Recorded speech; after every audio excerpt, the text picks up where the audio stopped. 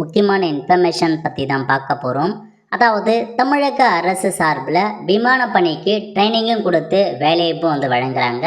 இந்த ஸ்கீமுக்கு யார் யாரெல்லாம் அப்ளை பண்ணலாம், இது தேவையான எலிஜிபிலிட்டி என்ன, இதை பற்றின மொத்த இன்ஃபர்மேஷன் தான் இந்த வீடியோ வந்து பார்க்க போகிறோம். ஃபஸ்ட்டு இந்த வெப்சைட் பண்ணிக்கோங்க. இந்த வெப்சைட்கான லிங்க்கை நான் டிஸ்கிரிப்ஷன் வந்து கொடுத்துட்றேன். .co.com இதான் வந்து பார்த்தா அஃபீஷியல் வெப்சைட். ஓகே, இப்போதைக்கு தமிழக அரசு ஆதி திராவிடர் வீட்டு வசதி மற்றும் மேம்பாட்டுக் கழகம் இருக்க பாருங்க, தாட்கோ சார்பில் விமான பணிக்கு அங்கீகரிக்கப்பட்ட நிறுவனங்களில் உங்களுக்கான பயிற்சி வந்து வழங்குறாங்க. ஸோ 12ஆம் வகுப்பு அல்லது டிகிரி முடித்தவங்க நீங்கள் அப்ளை பண்ணலாம்.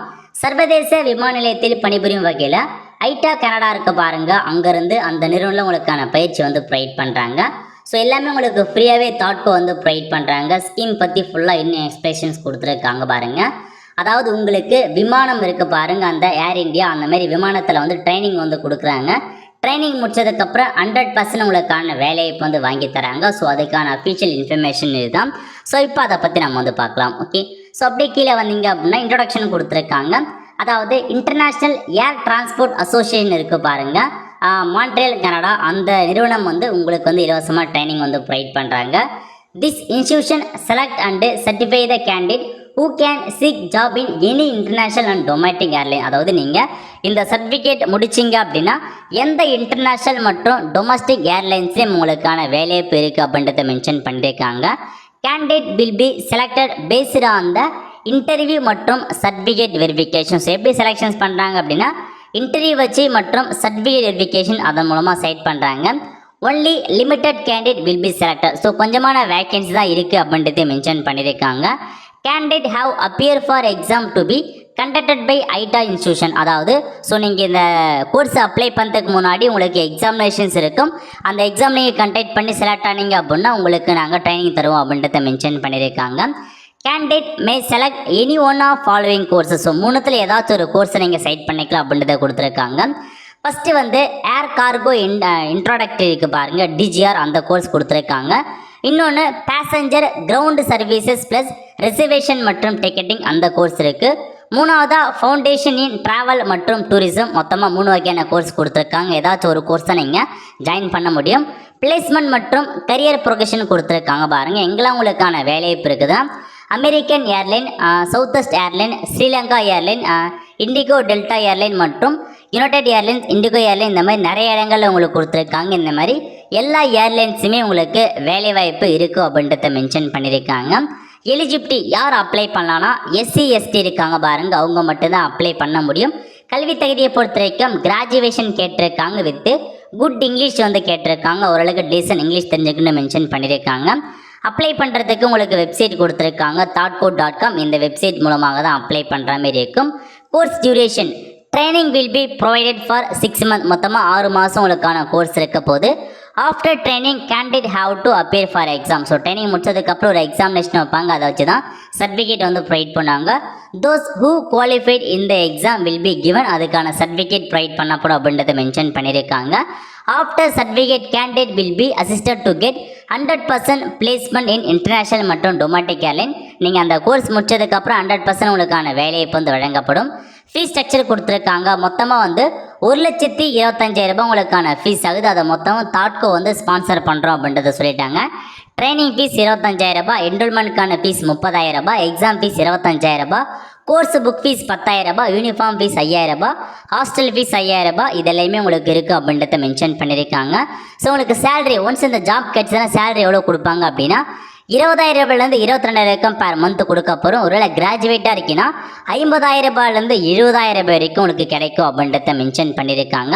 ஸோ இதான் இந்த கோர்ஸ்க்கான ஒரு முக்கிய அம்சங்கள். ஏவியேஷனுக்கான ஒரு கோர்ஸாக தான் கொடுத்துருக்காங்க. நல்ல ஒரு ஆப்பர்ச்சுனிட்டி பயன்படுத்திக்கோங்க. 12th அல்லது கிராஜுவேட் கேட்டிருக்காங்க. எஸ்சி எஸ்டி பின்னர் அப்ளை பண்ணலாம். ஏஜ் மட்டும் பொறுத்த வரைக்கும் 18 வயசுலேருந்து 23 வயசுக்குள்ளே இருக்கவங்க அப்ளை பண்ணுங்கள். ஓகே, ஸோ அப்ளை பண்ணுறதுக்கான லிங்க் தான் இதில் போய்ட்டு தான் நீங்கள் அப்ளை பண்ணுற மாதிரி இருக்கும். ஆன்லைன் மூலமாக அப்ளை பண்ணுங்கள். Aviation course in air cargo சர்வீசஸ்லாம் கொடுத்துருக்காங்க. எப்படி அப்ளை பண்ணலாம் அப்படின்னா ஃபஸ்ட்டு கம்யூனிட்டி, நீங்கள் எந்த மாதிரி கம்யூனிட்டியை சார்ந்தவங்க, எஸ்சியா எஸ்டியான்னு கேட்டிருக்காங்க. எந்த கம்யூனிட்டியோ அதை சைட் பண்ணிட்டு என்ன கேஸ்ட்னு கேட்டிருக்காங்க, கேஸ்ட் நேமை கொடுத்துக்கோங்க. எஜுகேஷன் குவாலிஃபிகேஷன் நீங்கள் வந்து பார்த்தா டிகிரி மட்டும் தான் மென்ஷன் பண்ணியிருக்காங்க. ஸோ 12th இல்லைன்னு நினைக்கிறேன். ஸோ டிகிரி முடிச்சவங்க மட்டும் தான் அப்ளை பண்ண முடியும். ஸோ டிகிரி எப்போ முடிச்சிங்க, அதுக்கான இயர் ஆஃப் பாசிங் என்ன அப்படின்னு கொடுத்துட்டு அக்ரிகேட்டட் பர்சன்டேஜ், ஸோ டிகிரியில் எவ்வளோ பர்சன்டேஜ் எடுத்தீங்க அப்படின்றத ஃபில் பண்ணிட்டு கோர்ஸ் அப்ளை ஃபார் எந்த கோர்ஸ் அப்ளை பண்ண போகிறீங்க, ஏர் கார்கோவோ அல்லது பேசஞ்சர் கிரவுண்ட் சர்வீஸா அல்லது ஃபவுண்டேஷனான்னு கேட்டிருக்காங்க. எந்த சர்வீஸுமே அதனை சைட் பண்ணிட்டு கீழே என்ன கேட்டிருக்காங்கன்னா பாஸ்போர்ட் இருக்கான்னு கேட்டிருக்காங்க. பாஸ்போர்ட் இருக்குது அப்படின்னா எஸ் கொடுத்து, ஸோ பாஸ்போர்ட் நேம் என்ன, பாஸ்போர்ட் நம்பர் என்ன கொடுத்துக்கோங்க. இல்லாதவங்க நீங்கள் நோ அப்படின்ற ஆப்ஷன் நீங்கள் வந்து செட் பண்ணிக்கோங்க. Please apply for passport before course commencement. So நீங்கள் அந்த கோர்ஸ் வந்து ஸ்டார்ட் பண்ணுறதுக்குள்ளே பாஸ்போர்ட் அப்ளை பண்ணிடுங்கன்றதை மென்ஷன் பண்ணியிருக்காங்க. ஸோ கண்டிப்பாக பாஸ்போர்ட் அப்ளை பண்ணி வச்சுக்கோங்க. அப்போ தான் இந்த கோர்ஸுக்கு அப்ளை பண்ண முடியும். ஓகே, அதுக்கப்புறம் என்ன கேட்டிருக்காங்க அப்படின்னா மற்ற இன்ஃபர்மேஷன். ஸோ உங்களுடைய பர்சனல் இன்ஃபர்மேஷன்ஸ் கேட்டிருக்காங்க பாருங்கள். ஃபர்ஸ்ட் நேம் என்ன, லாஸ்ட் நேம் என்ன, ஃபாதர் நேம் என்ன, ஃபாதர் என்னமான ஒர்க் பண்ணுறாங்க. நெக்ஸ்ட்டு மதர் நேம் கேட்டிருக்காங்க. அதுக்கப்புறம் மதர் ஆக்குபேஷன், மதர் என்னமான ஒர்க் பண்ணுறாங்க. அதுக்கப்புறம் டேட் ஆஃப் பர்த் கேட்டிருக்காங்க. ஜெண்டரை கேட்டிருக்காங்க. மேலாக ஃபீமேலாக கிளிக் பண்ணிக்கோங்க. நெக்ஸ்ட்டு ஃபோட்டோ கேட்டிருக்காங்க பாருங்கள். அப்லோட் பிக்சரில் போய்ட்டு உங்கள் ஃபோட்டோவை அப்லோட் பண்ணிக்கோங்க. அடுத்த கட்டமாக அட்ரஸ் கேட்டிருக்காங்க. Street name 1, street name 2. So இதில் போய்ட்டு உங்கள் அட்ரஸ் என்ட்ரு பண்ணுங்கள். நெக்ஸ்ட்டு வில்லேஜ் நேம் என்ன, அதுக்கப்புறம் தாலுக் நேம் என்ன, நெக்ஸ்ட்டு டிஸ்ட்ரிக் கேட்டிருக்காங்க பாருங்கள். உங்கள் டிஸ்ட்ரிக் செலக்ட் பண்ணிட்டு பின்கோடு கேட்டிருக்காங்க. உங்கள் ஊரோட பின்கோடு கொடுத்துக்கோங்க. அடுத்த கட்டமாக ஜாதி சர்டிஃபிகேட் நம்பர் கேட்டிருக்காங்க. நீங்கள் ஜாதி சர்டிஃபிகேட் வச்சுருப்பீங்க, அதுக்கான நம்பரை கொடுத்துக்கோங்க.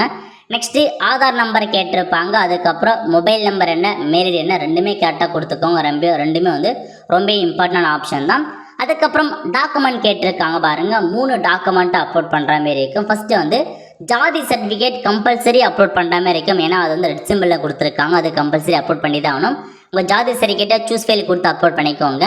நெக்ஸ்ட்டு டிகிரி சர்டிஃபிகேட், நீங்கள் டிகிரி முடிச்சதுக்கான டிகிரி சர்டிஃபிகேட் வச்சுருக்கீங்க அப்படின்னா இதில் போய்ட்டு அப்லோட் பண்ணுங்கள். நெக்ஸ்ட்டு பாஸ்போர்ட் கேட்டிருக்காங்க. பாஸ்போர்ட்டோட ஃப்ரண்ட்டு மற்றும் லாஸ்ட் பேஜை நீங்கள் அப்லோட் பண்ணுற மாதிரி இருக்கும். சூஸ் ஃபைல் அப்படின்ற ஆப்ஷன் நீங்கள் வந்து கிளிக் பண்ணி 2 பேஜுமே ஒரே பிடிஎஃபாக மெச் பண்ணி அப்லோட் பண்ணிக்கோங்க.